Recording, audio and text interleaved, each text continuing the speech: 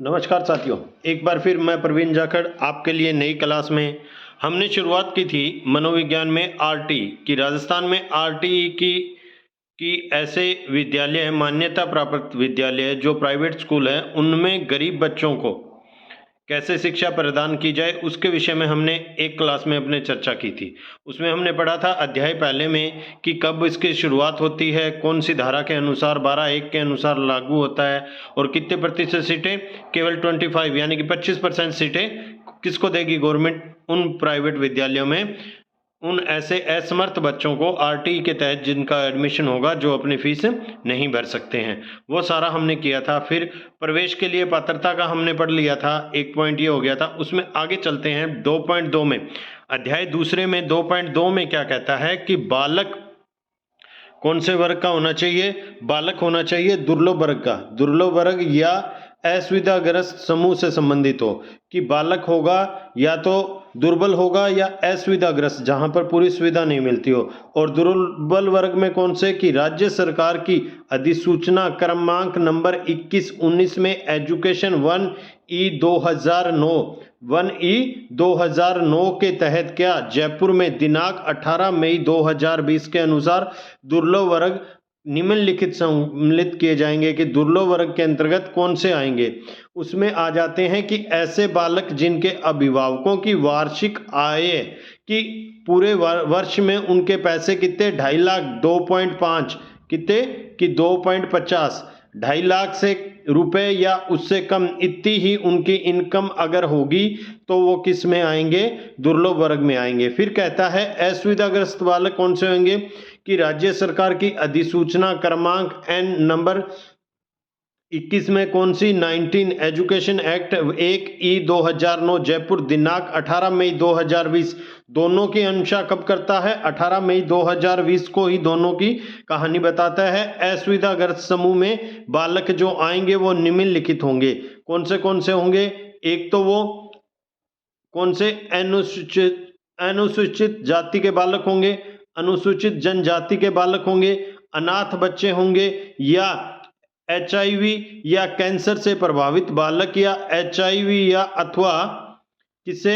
HIV या cancer से प्रभावित अथवा कैंसर से प्रभावित माता पिता हो या संरक्षक हो। कि बालक को पालने वाले या तो HIV ग्रस्त हो या कैंसर जैसी भयानक बीमारी के हो, या उसके माता पिता या उसके संरक्षक हो। नंबर 5 पे कौन सा कह रहा है? कि अगर युद्ध में आ जाए कि बच्चे के बालक युद्ध में विधवा उसके बाप बच्चे का मर जाए तो वो बच्चे आएंगे। फिर निःशिक्षित बालक जो निःशिक्षित व्यक्ति समान अवसर, अधिकांश संरक्षण आदि सभी की सभी सुविधाएं उन बच्चों को पूर्ण रूप से अधिनियम 1995 के तहत दी जाएगी। ये क्या कहता है? ये इसकी अनुशंसा करता है कि अनिश्चित या ऐसे पछड़े बालक कौन से होंगे। फिर कहता है कि पिछड़े वर्ग या विशेष पिछड़े वर्ग के ऐसे बालक जिनके अभिभावकों की वार्षिक आय 2.5 लाख रुपए से या उससे कम हो। कि या तो आय 2.5 लाख हो या उससे 2.5 से कम हो। फिर आगे कहता है कि ऐसे बालक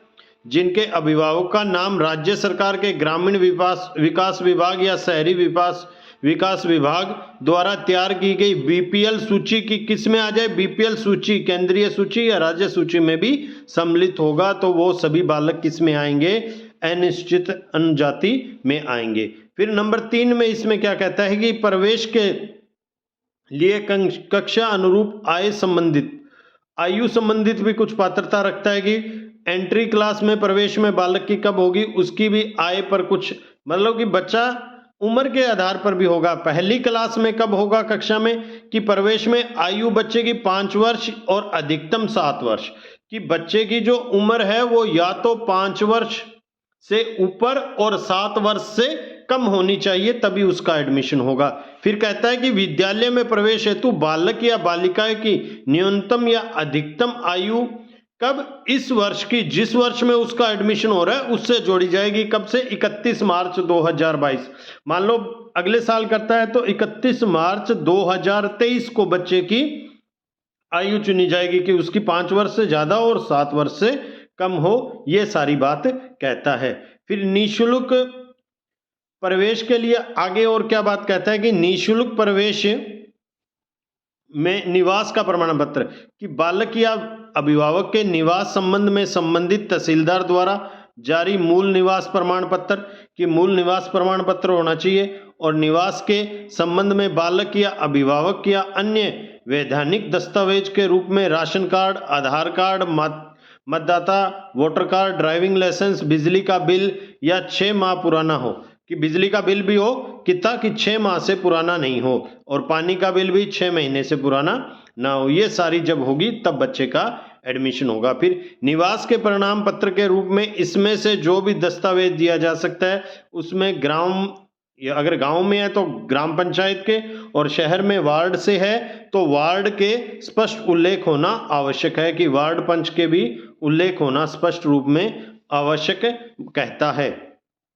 फिर कहता है कि वार्ड में है तो परिवर्तन होने की स्थिति संबंधी सरपंच, अगर उसमें उन निवास प्रमाण पत्रों में दस्तावेज में कुछ परिवर्तन होता है तो वहां के सरपंच या पंच से लिखाकर ही वो दूर कर सकता है। फिर निःशुल्क प्रवेश दुर्लभ वर्ग या असुविधाग्रस्त समूह से संबंधित प्रमाण पत्र, दुर्बल वर्ग और असुविधाग्रस्त समूह से संबंध प्रमाण पत्र निर्धारित रूप से प्रारूप में समक्ष, किसके समक्ष में, जो कि जारी करता है, होने चाहिए। एचआईवी या कैंसर से पीड़ित बालक बालिकाओं के अभिभावकों के संबंध में किसी रजिस्ट्रार डायग्नोस्टिक केंद्र से प्रमाण पत्र रिपोर्ट की कहीं ना कहीं से अगर उसकी जो भी रिपोर्ट चाहिए वो होनी चाहिए। अगर बच्चे के माता पिता कैंसर से पीड़ित है तो उसकी भी कोई ना कोई रिपोर्ट जब तक नहीं मिलेगी तब तक वो उसमें मान्य नहीं होंगे। फिर कहता है, आगे आ जाओ उसी में प्रवेश में, कि निःशुल्क प्रवेश हेतु आयु सबूत के लिए दस्तावेज, की बच्चे की आयु के संबंध में क्या होने चाहिए, कि आयु के संबंध में भी उसके पास सबूत होने चाहिए। उसके लिए क्या बात कहता है कि आयु से संबंधित कौन कौन से सबूत होने चाहिए, उसके अंतर्गत आ जाता है कि आयु में निःशुल्क सबूत के लिए दस्तावेज मृत्यु रजिस्ट्रार अधिनियम 1969 के अधीन बनाए नियमों की, अगर उसके जन्म प्रमाण पत्र भी होना चाहिए, और माँ बाप मर गए हैं उसमें भी उसके अधिनियम के तहत, कि अगर मृत्यु हो गई तो कहाँ से, अस्पताल या सहायक नर्स या दाई, ये तो जन्म के समय, और आंगनवाड़ी का अभिलेख हो या आधार कार्ड हो, ये तीनों चीज़ें। फिर प्रवेश प्रांत जन्म तिथि किसी प्रकार के संशोधन स्वीकार नहीं किया जाएगा, कि प्रवेश के बाद किसी भी प्रकार का संशोधन स्वीकार नहीं किया जाएगा। ठीक है, नियम 4 के बारे में हम लोग कल अध्ययन करेंगे साथियों।